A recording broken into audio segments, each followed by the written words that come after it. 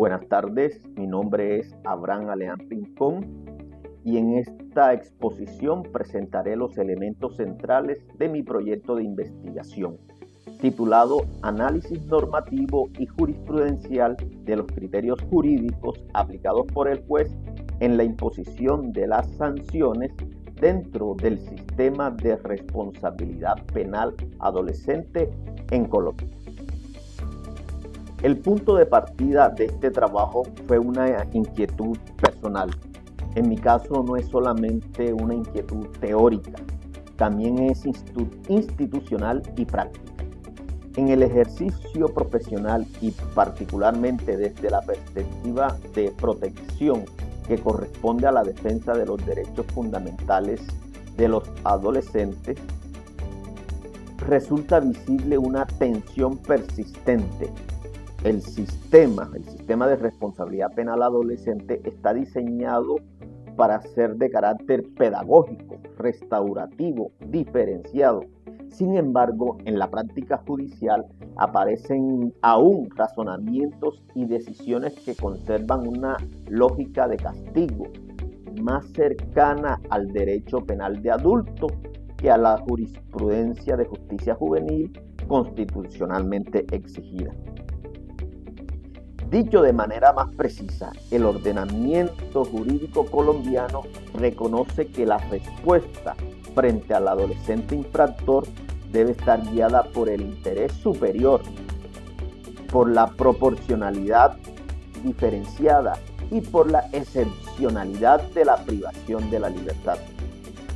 Pero esa promesa jurídica, normativa y su aplicación efectiva a veces subsisten, o en algunas oportunidades yo he notado que subsisten fisuras institucionales, tal vez culturales, que afectan la coherencia del sistema de responsabilidad penal adolescente. Es decir, a partir de esa contradicción nace mi pregunta de investigación. ¿Cuáles son esos criterios jurídicos, normativos, jurisprudenciales que debe aplicar el juez al momento de imponer sanciones dentro del sistema de responsabilidad penal adolescente? Esto de cara a los principios, los que ya mencioné, de proporcionalidad, interés superior del adolescente y finalidad pedagógica de la sanción.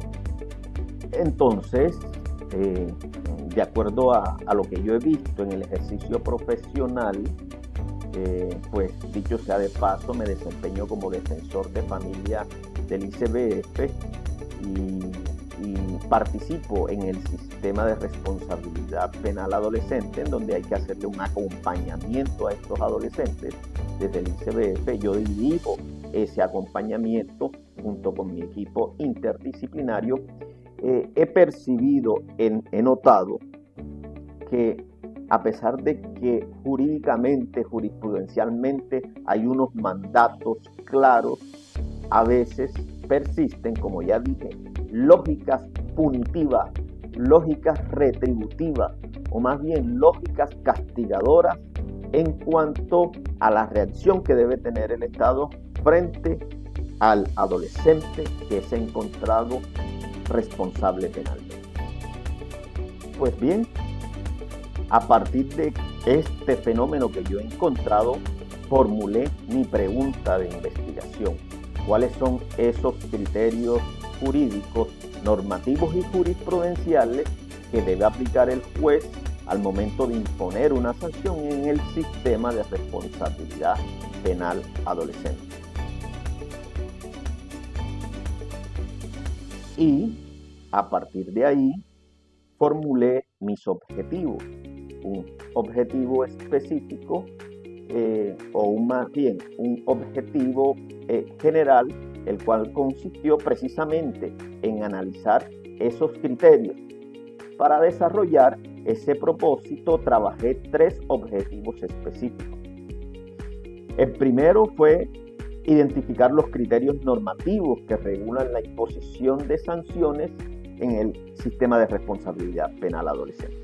El segundo, examinar los criterios jurisprudenciales elaborados por la Corte Constitucional y por la Corte Suprema de Justicia Y un tercer objetivo es determinar la correspondencia entre esos criterios jurídicos y jurisprudenciales y los principios que estructuran y legitiman el sistema de responsabilidad penal adolescente.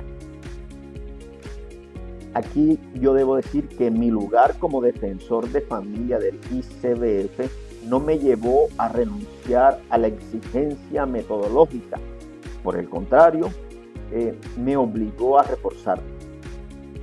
Precisamente porque tengo cercanía con las implicaciones concretas de estas decisiones, asumí el deber de analizar el problema con mayor rigor, cuidando que la lectura jurídica no perdiera de vista a la persona del adolescente como sujeto de especial protección constitucional.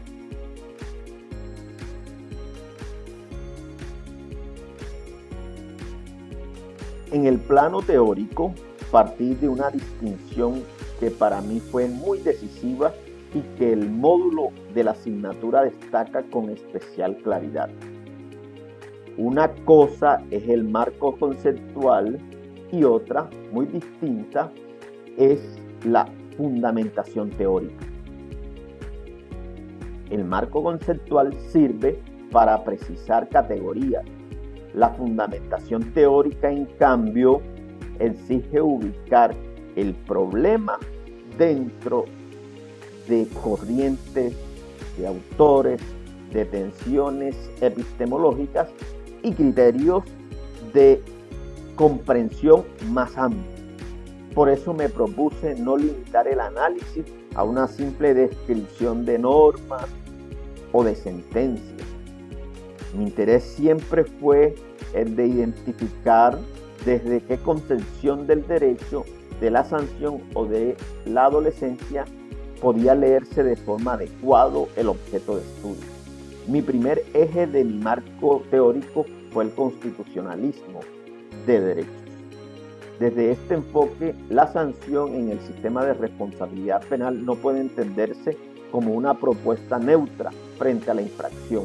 Se trata de una decisión intensamente constitucional, atravesada por la prevalencia de los derechos de los niños, de las niñas y de los adolescentes. Por el bloque de constitucionalidad y por la exigencia de protección reforzada. En esa lógica, los artículos 44, 45, 29, 13 y 93 de la Constitución Nacional, marco teórico.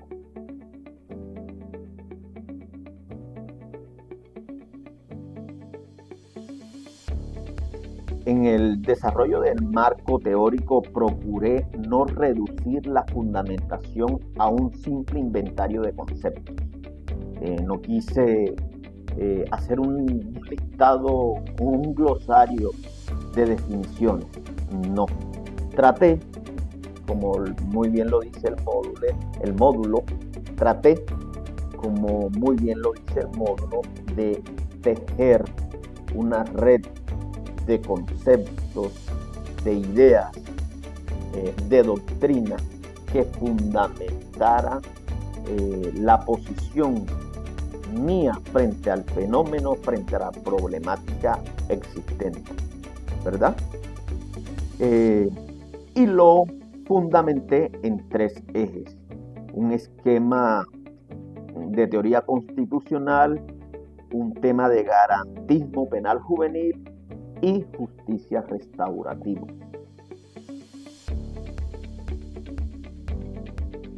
Como le dije, ese primer marco teórico constitucional de este enfoque. El segundo eje, como ya lo mencionó, fue el garantismo penal juvenil.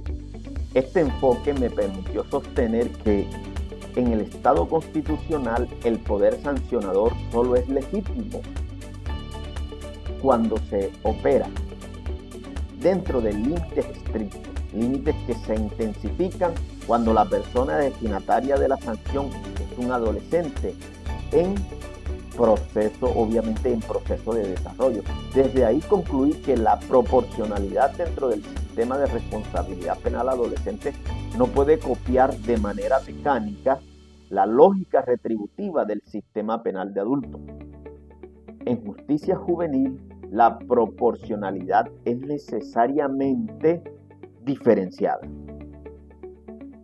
Y además de considerar la gravedad del hecho, debes, pero sobre todo, conocer y alimentarse del entorno, de las condiciones personales y familiares del infractor.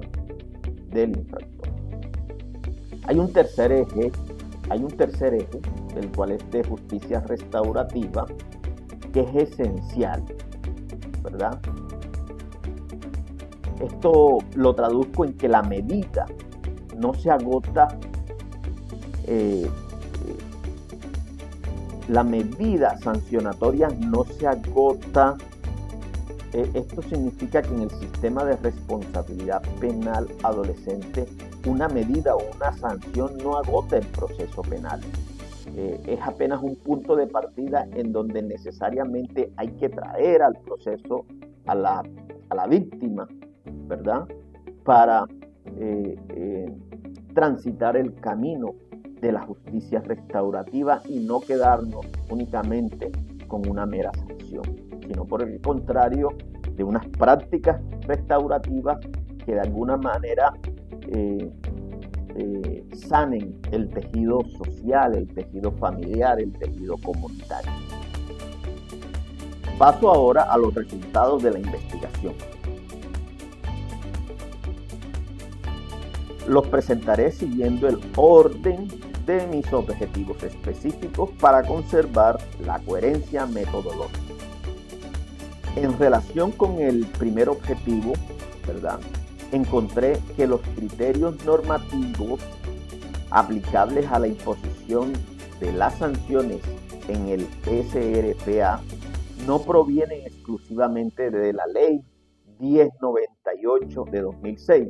En realidad surgen de una estructura multinivel integrada por la Constitución, la legislación, ¿verdad?, la jurisprudencia y los instrumentos internacionales de protección de derechos humanos. Este hallazgo es relevante porque impide entender la sanción como una decisión reducida a legalidad estricta. El juez, al individualizar la medida, la sanción, no actúa únicamente como aplicador de un catálogo legal, actúa dentro de una trama constitucional reforzada que exige razonabilidad, motivación cualificada y atención preferente a la condición del adolescente como sujeto de especial protección constitucional.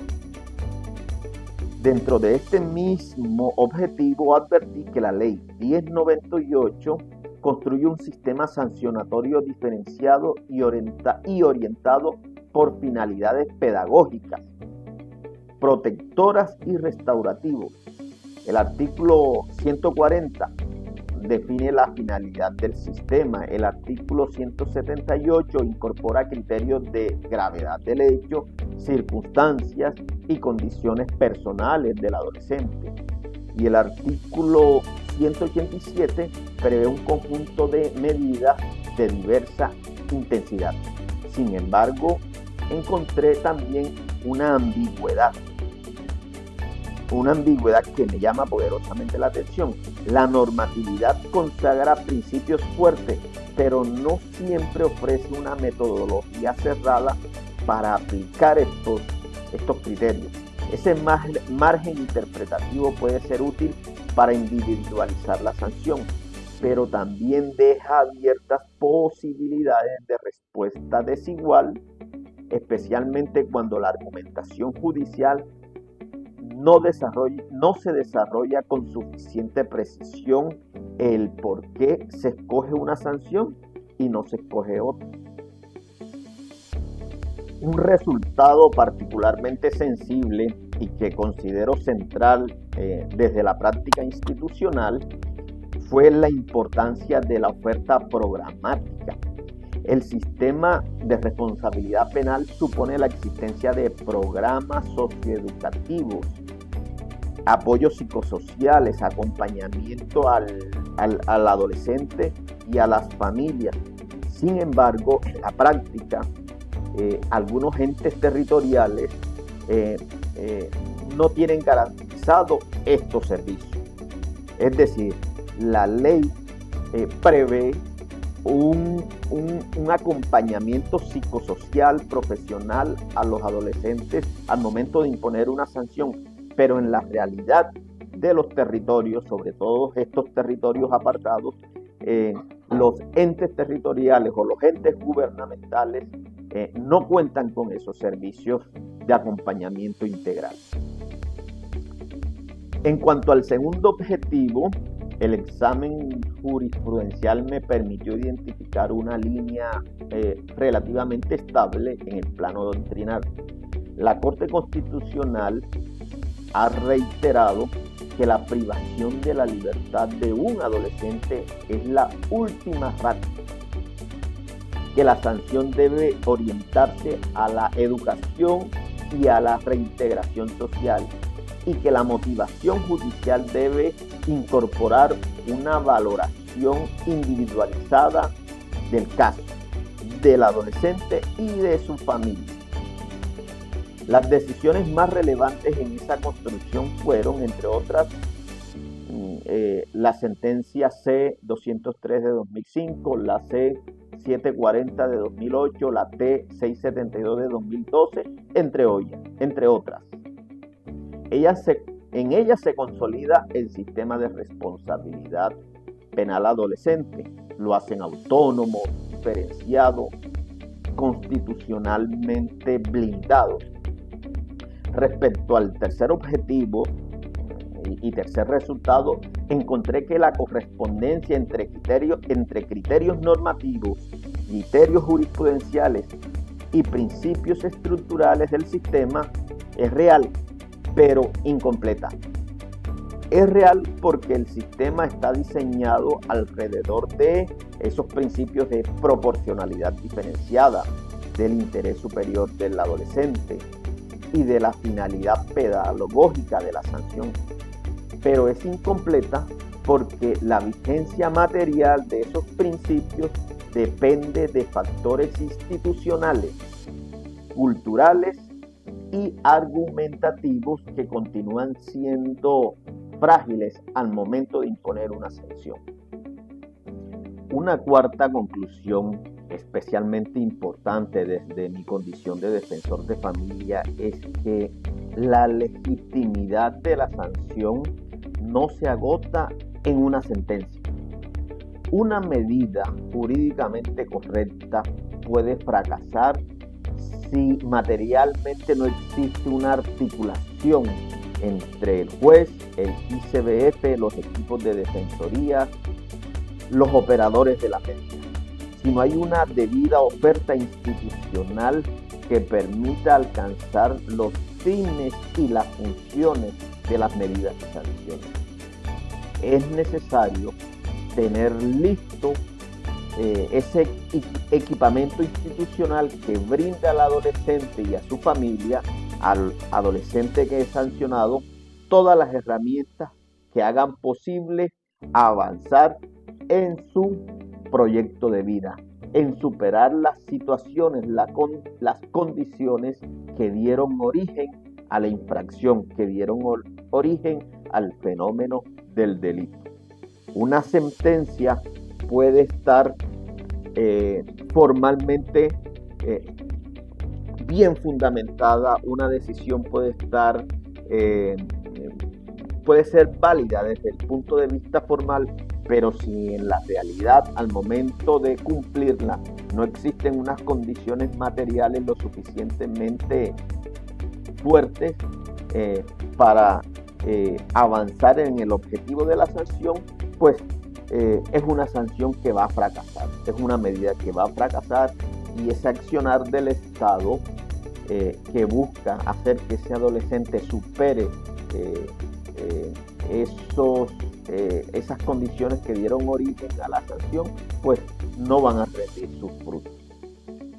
Otra conclusión, una quinta conclusión del trabajo de investigación es que, a mi juicio, toda providencia, toda decisión judicial debería justificar expresamente al menos 5 cuestiones. Primero, ¿por qué la medida es elegida? ¿Por qué es idónea? ¿Por qué es necesaria frente a otras menos lesivas? ¿Cómo incorpora esa medida al interés superior del adolescente? ¿De qué manera responde a una finalidad pedagógica real y no meramente enunciativa? ¿Cuáles son esas condiciones institucionales que permiten una ejecución apropiada de la medida? Propuesta final de investigación. Como propuesta de esta investigación, considero avanzar hacia un protocolo de motivación judicial e intervención institucional para la imposición de sanciones en el SRPA. Debe existir un protocolo que tenga que incluir por lo menos 4 componentes. El primero, una matriz de análisis de proporcionalidad diferenciada. Segundo, una ruta obligatoria de valoración del entorno familiar, social y psicosocial del adolescente. Tercero, lineamientos claros para incorporar un enfoque diferencial y participación efectiva del joven. Y cuarto, un sistema de verificación de oferta institucional disponibles antes de optar por tal o cual medida, obviamente de carácter restrictivo. No propongo con ello restringir la autonomía judicial.